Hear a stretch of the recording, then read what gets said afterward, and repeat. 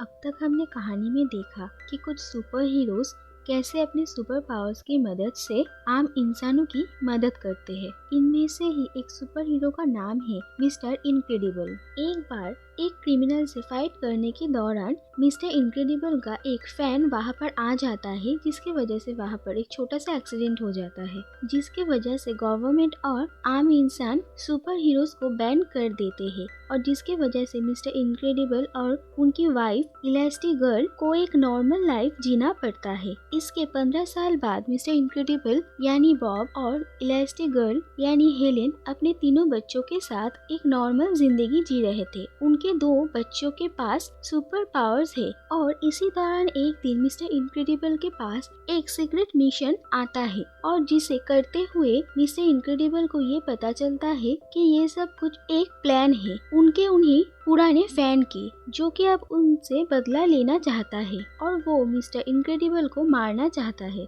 लेकिन बॉब किसी तरह से उसके हाथों से बचकर निकल जाता है और वो भागते हुए एक जगह पहुंचता है जहां पर जाकर उसे सिंड्रोम की प्लान्स के बारे में पता चलता है। दरअसल सिंड्रोम ने एक पावरफुल रोबोट बनाया है और उस रोबोट को टेस्ट करने के लिए उसने अलग अलग वक्त पर अलग अलग सुपर हीरोज को इनवाइट किया था और उस रोबोट से फाइटिंग के दौरान वो सारे सुपर हीरोज मारे गए हैं और सिंड्रोम इन सारे रोबोट्स को शहर में भी भेजेगा ताकि जब ये सारे रोबोट्स शहर में जाकर हमला करेंगे तब सिंड्रोम अपने रिमोट कंट्रोल की मदद से इन सबको रोकेगा और शहर वालों के सामने अपने आप को हीरो साबित करेगा। और सिंड्रोम चाहता है कि वो अपने सारे इन्वेंशंस हर किसी के पास पहुंचाए ताकि हर कोई सुपर हीरो बन जाए, जिसके वजह से असली मायने में जो लोग सुपर हीरो है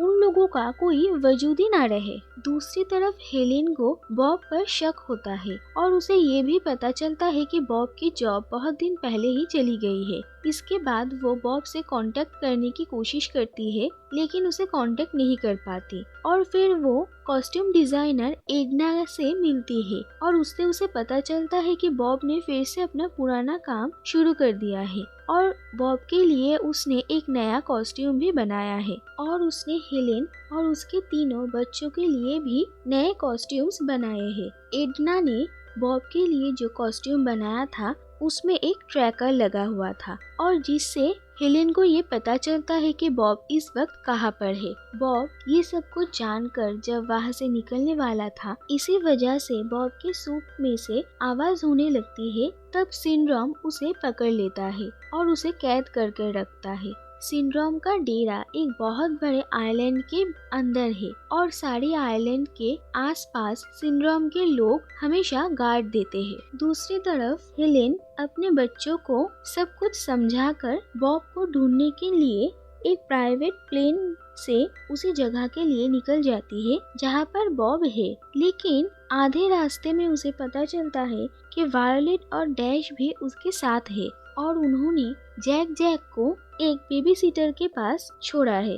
लेकिन दूसरी तरफ सिंड्रोम को ये पता चल जाता है कि हेलेन उसके आइलैंड में घुस गई है, इसीलिए वो एंटी एयरक्राफ्ट मिसाइल्स भेजता है जिससे उनकी प्लेन पूरी तरीके से डिस्ट्रॉय हो जाती है। लेकिन हेलेन अपने दोनों बच्चों को लेकर ट्रेन से कूद जाती है और अपने सुपर पावर्स की मदद से वो लोग बच जाते हैं। लेकिन दूसरी तरफ बॉब को लगता है कि उसकी फैमिली अब नहीं रही और वो मिराज को पकड़ के उसे मारने की धमकी देता है। लेकिन सिंड्रोम को इससे कोई फर्क नहीं पड़ता है क्योंकि उसे पता है कि बॉब मिराज को नहीं मार सकता। लेकिन सिंड्रोम ने उसे बचाने की कोशिश नहीं किया, इस बात से मिराज को बहुत बुरा लगता है। दूसरी तरफ हेलेन अपने दोनों बच्चों को एक गुफा में रुकने के लिए कहकर बॉब को ढूंढने के लिए निकल पड़ती है और वो सिंड्रोम के बेस तक पहुंच जाती है। मिराज बॉब को वहां से निकलने में उसकी मदद करती है,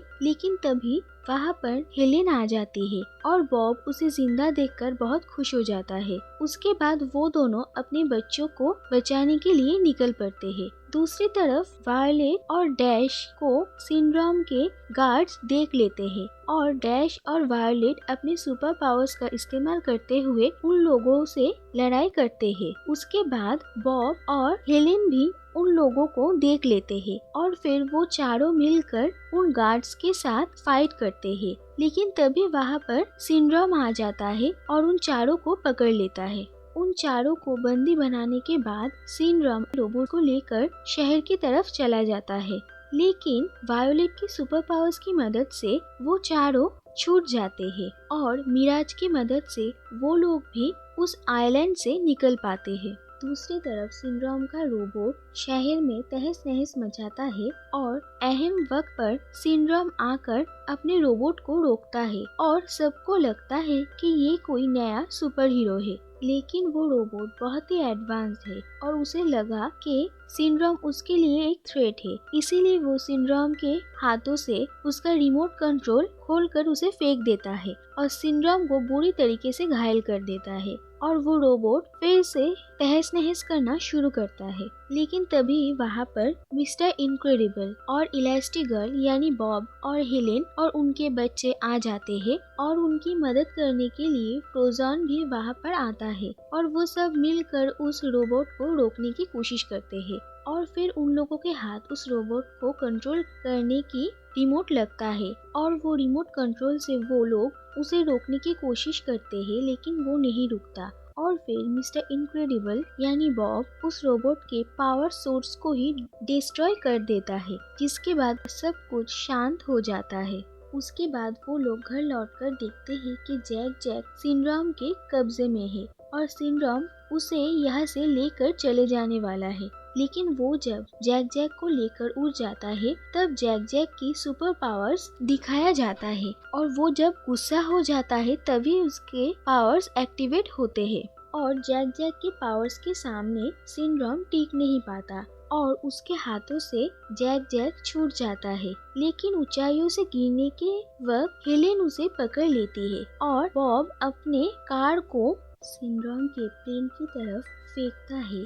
सिंड्रोम अपने प्लेन में अटक जाता है, जिसके वजह से उसका प्लेन जब ब्लास्ट होता है तो वो निकल नहीं पाता है। इस हादसे के 3 महीने बाद डैश के एक कंपटीशन से लौटते वक्त वो सब देखते हैं कि एक नए विलेन ने शहर पर अटैक किया है और अब वो सब एक साथ मिलकर उस विलेन से लड़ने के लिए तैयार होते हैं। अगर आपको ये वीडियो पसंद आया तो इस वीडियो को लाइक कर दीजिए और ऐसे ही अच्छी कहानियाँ सुनने के लिए इस चैनल को सब्सक्राइब करके नोटिफिकेशन बेल को ऑन कर दीजिए ताकि इस चैनल पर आए हुए हर वीडियो का नोटिफिकेशन आप तक पहुंच जाए। Thank you for watching.